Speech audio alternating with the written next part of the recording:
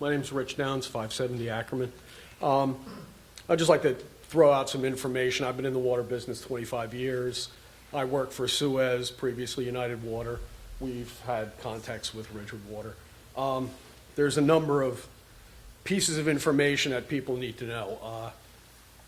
People have asked about why is there a difference between Ridgewood and our system in Hawthorne, and it's apples and oranges. We have a surface water system. Surface water systems, by their nature, have different issues than groundwater systems. If you're worried about chemicals, surface water systems tend to treat their water with many more chemicals than groundwater systems because the ground acts as a filter and takes care of much of that itself. Salt, not just from the street, but we also have an issue of the aquifer being pumped dry. We are near the coast. There was just an article in one of the papers about salt intrusion from the sea itself is replacing some of that pumped out water in the aquifer and making the aquifer itself saltier. It's coming from all directions. If my own personal preference would be that we outlaw lawn watering altogether. Our use, my company doesn't agree with that because they sell the water. But the fact of the matter is, in most systems in the suburbs, you are using 40% of your yearly flow to water lawns. And as the gentleman said before, we have particular issues in Glen Rock and the towns outside of Ridgewood because nobody will enforce the watering restrictions. I can remember the last time we, as a company, had watering restrictions a number of years ago. We had people up in Franklin Lakes that were taking $500 a day fines to keep watering their lawns because they didn't care. Lawn cost me 50 grand to put in. I don't care about your fine. We had to actually go and shut people off to get them to stop watering their lawns. That's something that has to be addressed. That's totally outside of their bailiwick there. That's something that the town has to address. As far as the residuals on cups and things like the lady was showing, I've been here since 1960. It's been that way since I've been here that if you used to use a tea kettle, an old-fashioned tea kettle, everybody knows what they were, it used to be, you would have to take your tea kettle and put in vinegar and boil it, and you'd get quarter-inch thick deposits out of the bottom of your tea kettle because you have calcium, lime, and magnesium in the water. Groundwater is full of minerals. That's what hardness is. That's what gives Poland Spring its taste. All right? You have many different factors working, and those things are generally not things that are going to hurt you. You have calcium, lime, magnesium, iron. Those are generally things that your body needs. Your efforts are better going after pathogens and things like lead. Our system, we test a lot for lead also. But again, the parameters are different because the water we're supplying is coming from a reservoir rather than from the ground. We have to treat for pathogens much more than they have to treat because we don't have that ground filter. But the basic bottom line for all of these issues is too much development and too much wasting of water. I don't know if anybody's been down by the Hudson River lately, but all the way from the George Washington Bridge down to Jersey City, they're throwing up apartment buildings left and right. There are no new reservoirs. You cannot build a new reservoir under environmental regulations. There are no new aquifers. There is just more and more and more and more usage, and there is no place to get more water from. They can't drill anymore. Even if they drilled more wells, it's still coming out of the same aquifer. We can't build any more reservoirs. The state is allowing, and in many instances, encouraging large-scale development. From what I've seen, they're trying to turn northern New Jersey into Queens. And there is no water for this. It's not a utility issue, the amount of extra draw that's being put on the system. There's one water system, and there's one biosphere, and you can only push it so far. And all of these issues will get worse, And the remedies for all of them will cost a lot of money, and the rates will go up. I mean, I've heard a lot of talk about us taking over the system and all this. That is not going to change the rates going up. It's not going to change the basic component of the water. If us or American or any other company came in and took over operation or bought the system, you're still going to be pumping the water out of the same wells. You're still going to have the same issues.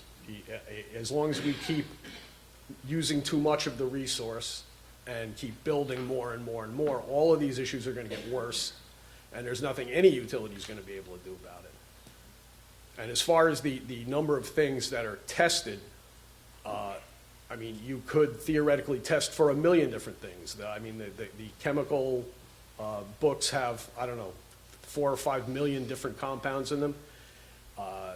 It does come down to a cost issue. Everybody in here needs to remember that anything that they come up with, that as far as testing or anything like this, that cost gets passed along to the customer legally by the state and federal regulations. All of those costs will be devolved to the customer. And yes, you can test for anything you want, but how much do you want to pay for the water? I mean, if you really want clean, well, as clean as possible water at home, you can distill your own water.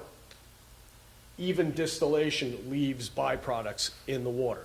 There are chemicals that will distill with the water. Perfectly clean water does not exist. It never has existed. You've been drinking it your whole life. I'm an avid backpacker. Backpacker magazine will tell you that you should not drink any water anywhere in the world ever without first filtering it or treating it. And that hasn't changed in 30 years.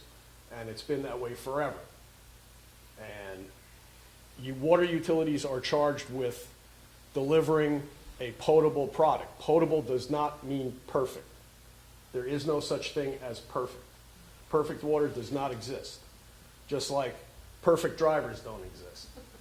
You know, perfection is not a reasonable standard.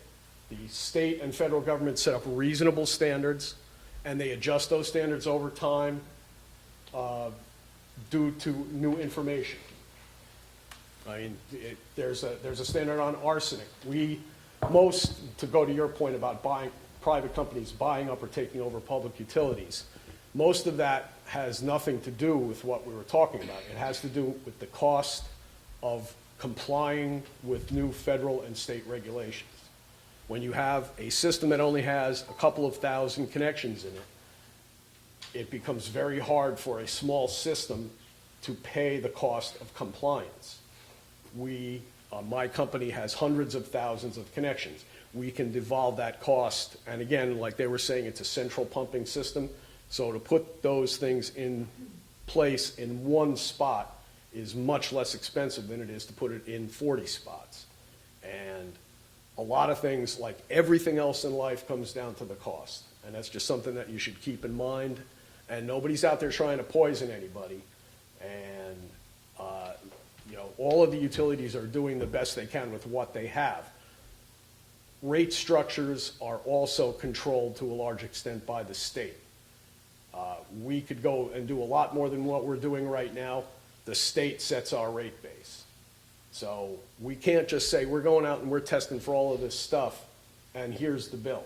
It doesn't work that way. The state comes in and says, this is what you can charge. This is your limit. Do with it what you can. So that's really all I have to say. It's just some general information. And one other thing, as far as lead in the system goes, if you're worried about lead, there is no lead in the pipes. The pipes in the street are, just like ours, are ductile iron and cast iron. In the old days, you put the sections of pipe together with lead. There was lead poured inside the joints over like a twine that sealed the gap. There is no contact of lead to water in the mains themselves. Lead is on the pipe that comes from the main to your house, if you have it. You can tell what kind of pipe you have inside the house by looking. If it goes in a straight line and it's not the color of a penny, it's not copper. It's either galvanized or it can be another thing called tubuloy, which wasn't used very much. Neither one of those materials has lead in it. It can also be brass. Brass, by definition, by its content, has lead in it. The fancy fixtures that you buy for your faucet, you know, your sinks that cost $300 or $400 that are all brass, they all have lead in it. The cheapo garbage fixtures that are made out of plastic, they don't have any lead in it. Okay?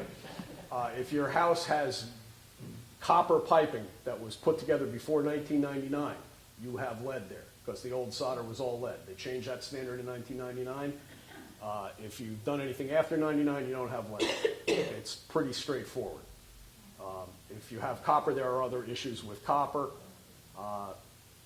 But the standards that they set are very, very low. They are way below any standard that has shown that anything happens to anybody from it. They just changed the standard on arsenic. We took over a system recently because the government changed the standard on arsenic and cut it back by 90%. Nobody was getting hurt when the standard was 10 times higher, but they cut it back 90% anyway. And just by that one parameter, it made it impossible for the town to meet the standard, and we ended up taking over the system. Happens all the time. That really is the main reason for private companies taking over public systems.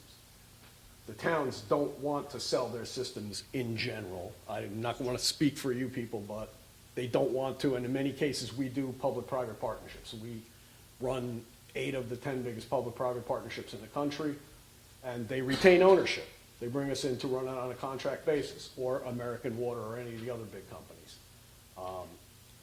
All of these issues are issues that are not going to get better. They're going to get worse unless there's all of a sudden a moratorium on development, and that's not going to happen. So that's basically it in a nutshell. Thank you very much. Good job.